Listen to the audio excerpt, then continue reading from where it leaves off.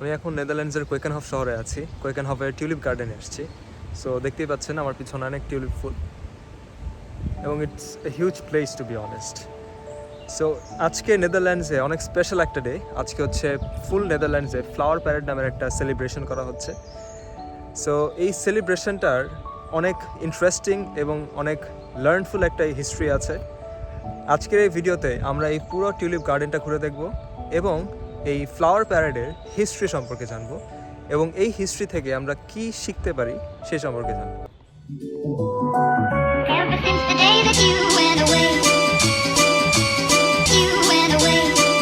you've been sending flowers, flowers to me, flowers today, instead of sending flowers, come back to me and hold me in your arms again.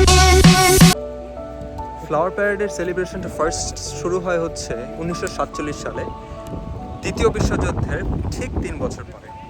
So আমরা যেরকম সবাই জানি, second world ওয়ারে অনেক massacre ছিল, অনেক chaotic ছিল এবং সব দেশেই অনেক মানুষ মারা গেছিলো। সো এই ওয়ারটার পরে ডিপ্রেশনগুলোকে কাটানোর জন্য এবং সোশ্যাল গ্যাদারিং করার জন্য people were looking for ways. ঠিক এরকম সময় নেদারল্যান্ডসের এক ফার্মার তিনি একটা ইনিশিয়েশন নেন যে আমরা ফ্লাওয়ার ডে সেলিব্রেট করি। আমরা যেরকম বসন্তে নতুন ফুল হয় তখন যেরকম আমরা একটা উৎসব আয়োজন করি, সো ঠিক সেমভাবে উনি একটা ইনিশিয়েটিভ নেয় যে আমরা ফ্লাওয়ার ডে সেলিব্রেট করব। সো ঠিক তখন ওইখান থেকে হচ্ছে ফ্লাওয়ার প্যারেডের ইনিশিয়েশনটা নেওয়া।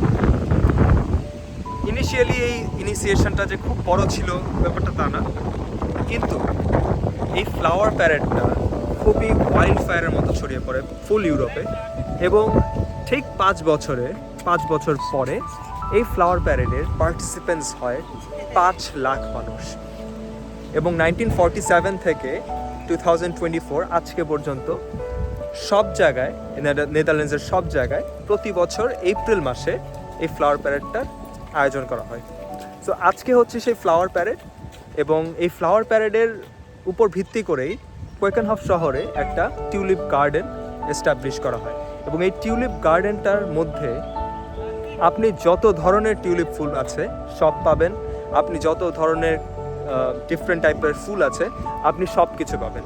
এবং সবচেয়ে ইন্টারেস্টিং এবং সবচেয়ে বেস্ট পার্ট হচ্ছে টিউলিপ গার্ডেনের প্রত্যেকটা জায়গায় আপনি প্রত্যেকটা ফুলের নাম পাবেন এবং এই ফুলগুলোর অরিজিন কোথায় বা এই ফুলগুলা প্রথম কোথায় আবিষ্কার করা হয়েছিল সেগুলো পাবেন।